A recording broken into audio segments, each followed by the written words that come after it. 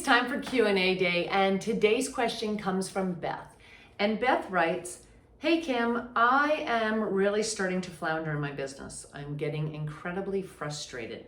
I have everything set up and I'm starting to write more and more content. I'm even starting to do some posting in a Facebook group, but I'm not seeing much traction. I have had some success, and then things seem to stop, and I just got caught up in creating my content and being in my Facebook groups, but I'm really not getting any new clients.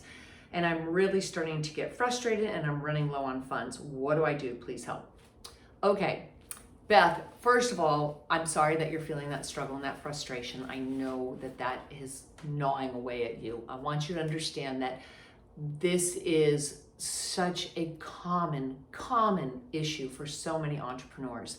And really, there's two things that are going on here. So I want to address both of those. First, there's the mental aspect, and then there's the physical aspect, right? The action steps to get that client. And I'm always going to address both sides because personal development and business development go side by side. They just do. Anything that you're experiencing in the physical realm has always been created first in the mental realm, right? So we want to address that. You said that you're getting caught up in the busy work. You said that you've had a little bit of success and then you started getting caught up in creating content and posting in groups and such. So we want to take a look at that. Because if you had a little bit of success first, why didn't you continue to ride that wave? That starts to build that momentum. And when you get that momentum, you want to ride that wave, right? So why did you start putting on the brakes, and why did you start getting caught up in the busy work? And I know that there are things that absolutely need to be done. So do you have to do those, or could you have maybe hired a virtual assistant to help you with those? Those are answers that only you can really have, and you're going to have to take a look at that. But I want you to look at that because it is so important. A lot of times people will start to achieve some level of success and then they pull back. And is it out of fear?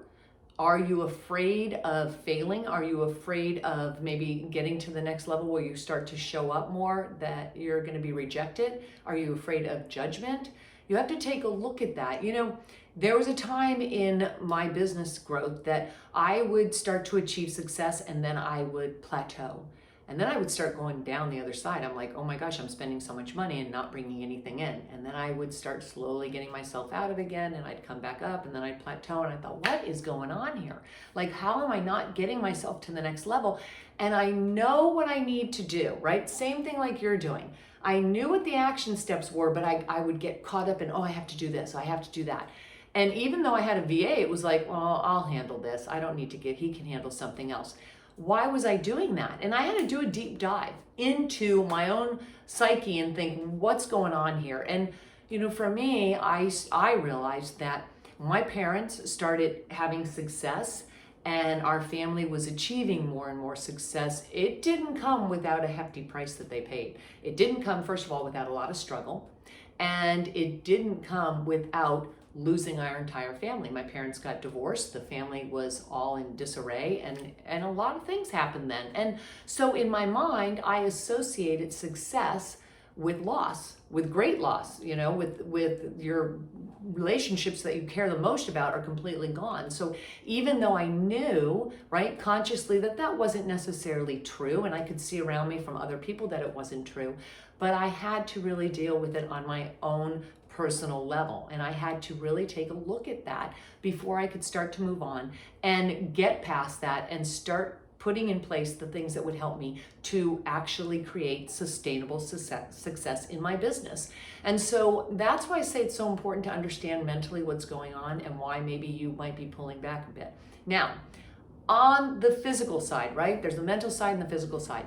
Are you taking the action steps necessary? And it sounds like no, that you were at one point and now you pulled back. Or is it that you've reached a certain level and you need to start handing things off to other people so that you can go on and do more in the areas that you are really good at and not get bogged down with the busy work? That's going to be really important to look at. The other thing that could be going on is that, do you have a program that invites people to stay with you on a longer basis so that you're not just selling a one and done, you know, like one coaching package one time a month or 1 month with you, right?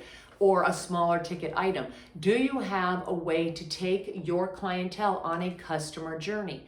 That's going to be key. Those specifics are the things that are going to enable you to build a scalable, sustainable business.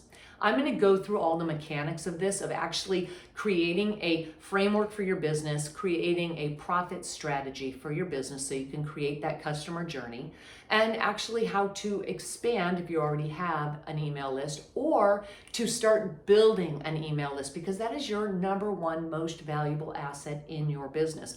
I'm going to go through that in an upcoming training. So Beth, I will send you the details to that. And if anybody else wants to join that training, you can click on the link below this and access that training.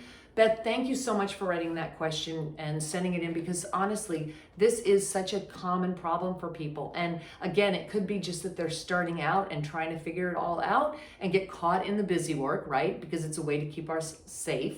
Or you start seeing a little bit of success, and again, we pull back because it could be we don't know what the next action step is, or we might not have that right customer journey in place. But more often than not, it's because we are afraid of fully showing up. So why is that? Again, I'm going to be addressing this in my upcoming training and going through all the mechanics of it as well. So I will see you there. And if you have a question for me, you can send it to kim@kimkellythompson.com. In the subject line, please make sure that you put Q&A, and I will address it in an upcoming blog. Thanks.